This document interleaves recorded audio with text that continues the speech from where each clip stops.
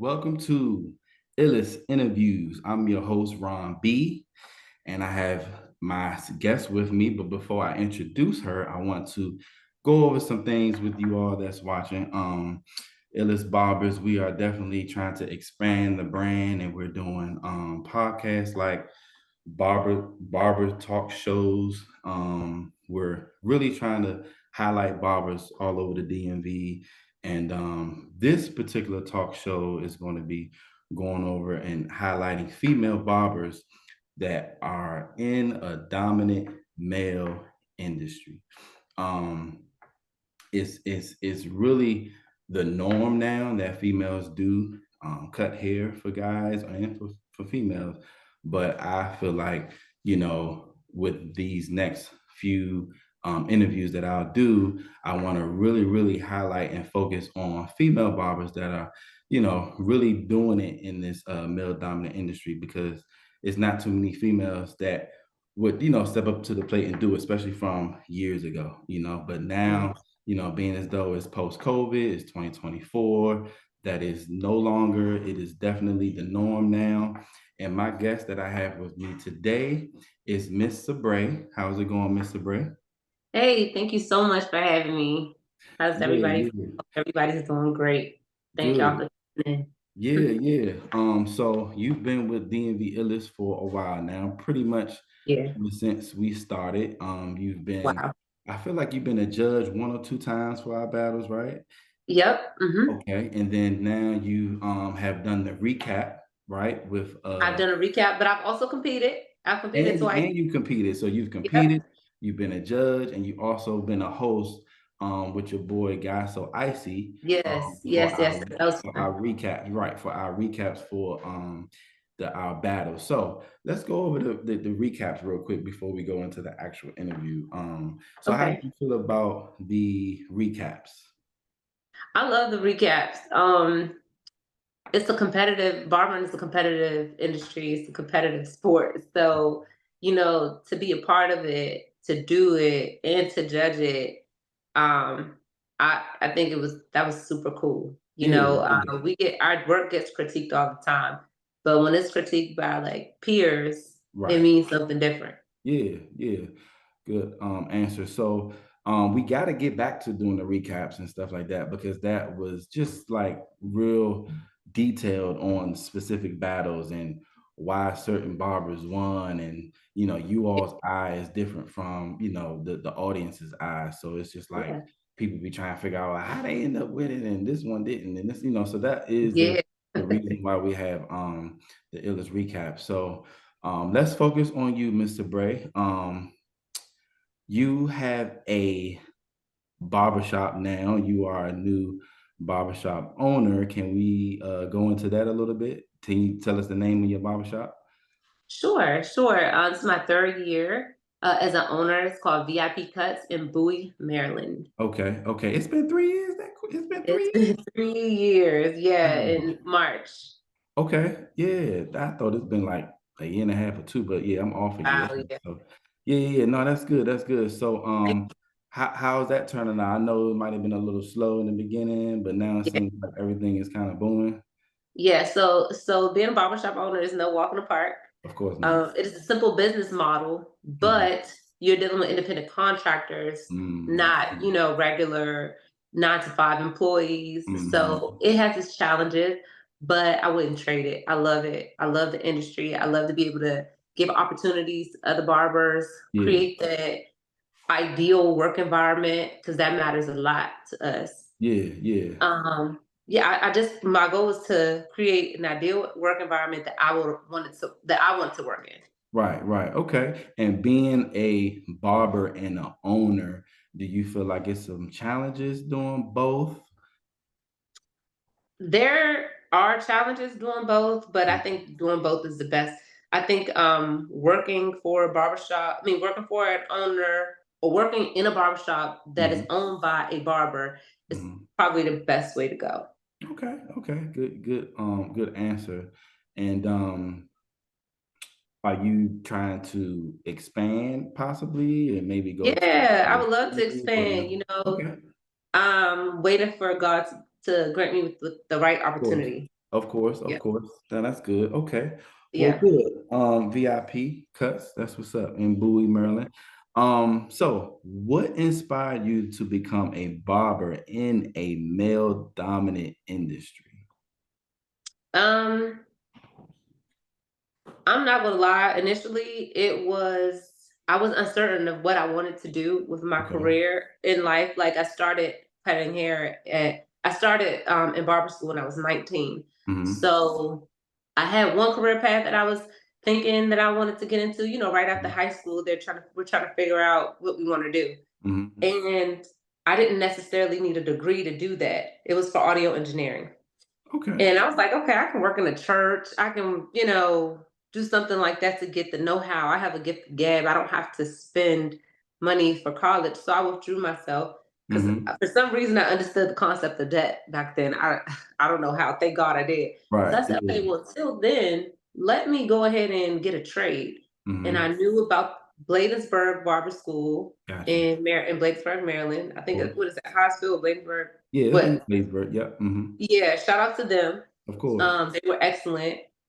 And I enrolled and I said, well, worst case scenario, it's a trade. Worst case scenario, I know how to make some extra money, Mm-hmm. So it was really just, I don't know what I want to do, but I know I didn't want to be in like the rat race of just a job. And Okay. I didn't have a formal education. So a job is one thing when you have the credentials, like a Right. degree, Mm-hmm. you can climb that ladder. When you don't have a degree, you're kind of like, there's a short ceiling. It's a So I yeah, it's a said, cap. Yeah. yeah, a low one. And so I Right. said, let me go ahead and get a trade.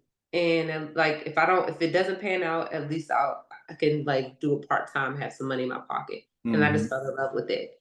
Okay. Okay.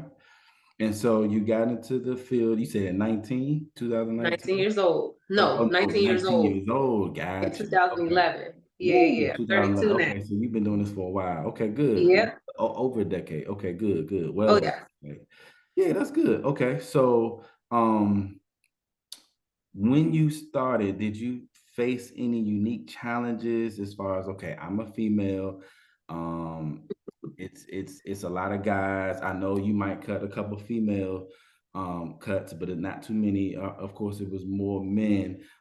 Did you feel like that you were going to be like a little intimidated? I mean, it seems like you weren't, and you kind of knew what you was getting yourself into. Kind of go into that.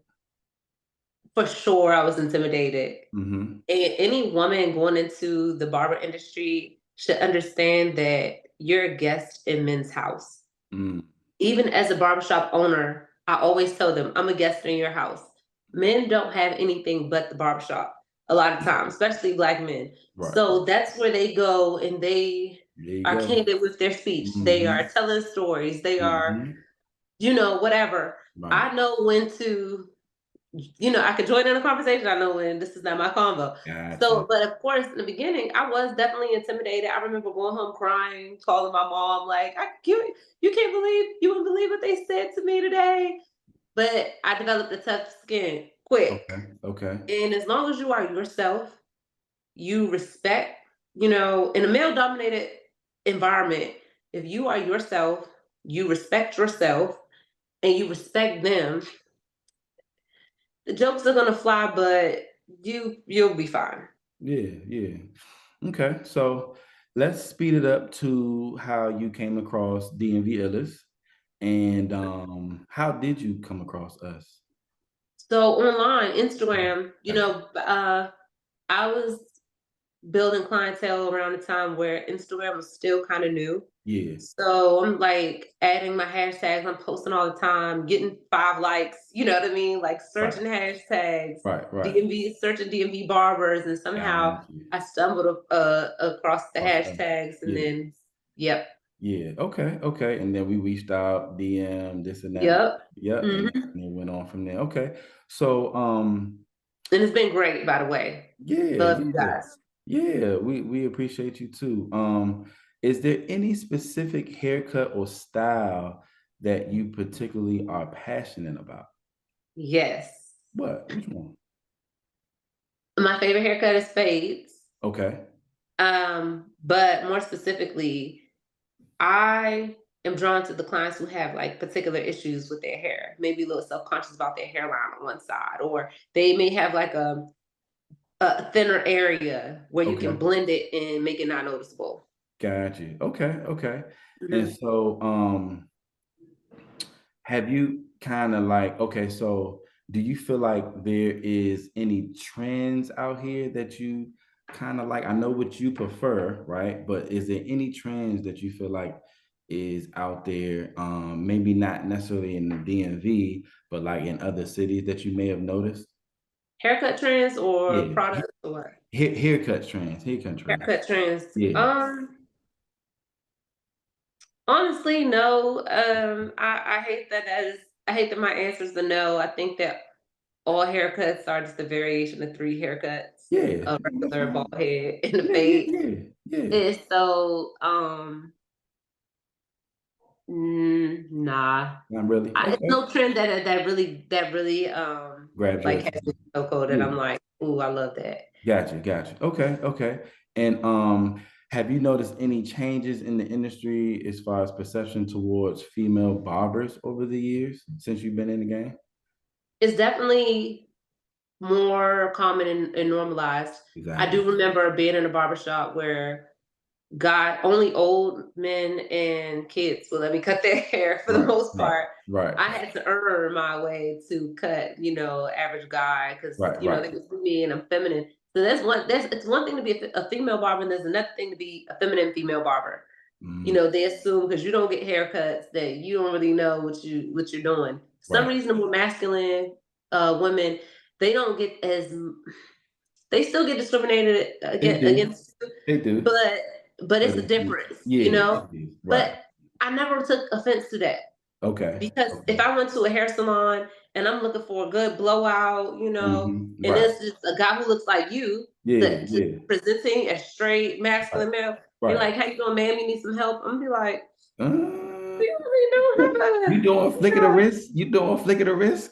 You feel me? Like you Right. know how to, yeah." Right. So I never took offense to that because I Yeah. understand. I Okay. understand it. I just knew that when if they are in here, when I do get a walk in or whatever, Mhm, or one of mhm. my clients come in, I'm gonna show them. Okay. Good, Yeah, good. Okay. Sounds but good. it's definitely more normalized. People usually don't bat an eye unless it's like a cultural thing or something. Right, right. Okay. Um, a few more questions. What would you advise other women that's aspiring to be in the industry? I would advise them to, number one, when it comes to, for number one, you are a guest in a man's house Hmm. in this industry, and that Hmm. is okay.